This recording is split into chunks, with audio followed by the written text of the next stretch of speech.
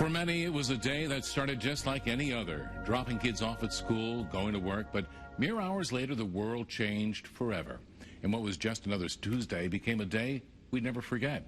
Nearly 3,000 luminaries now line Windsor's town green, one for each person who lost their life on 9/11. Channel 3 Eyewitness News reporter Eva Zamora spoke with the families who were personally impacted on that day.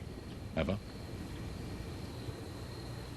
Well, Kevin, it was an emotional night here in Windsor. These bags were decorated by students and community members, making this night even more special. Now, people have been driving and stopping by to take this all in, pause, and reflect.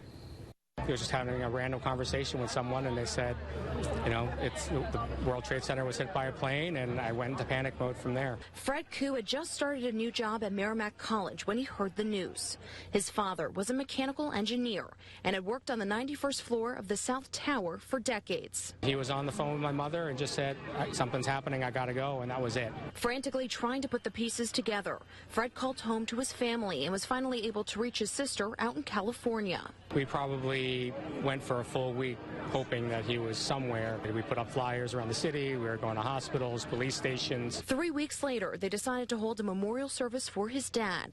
And years later, on the 15th anniversary of 9/11, Fred, who works at the Loomis Chaffee School in town, spoke at Windsor's Walk of Light Remembrance ceremony. The green is now lined with luminaries, a powerful tribute to those who lost their lives. It means so much, you know, and I think it gets right to the core of our American values, of who we are. Mimi Donegan has lived in Windsor for 25 years and lost her brother in these attacks. She had no idea he was going to be there on that day. My brother's girlfriend had called my parents and said, no, Billy was at a conference there that day. And while it doesn't get any easier, Mimi has found a way to keep her brother Billy's memory alive.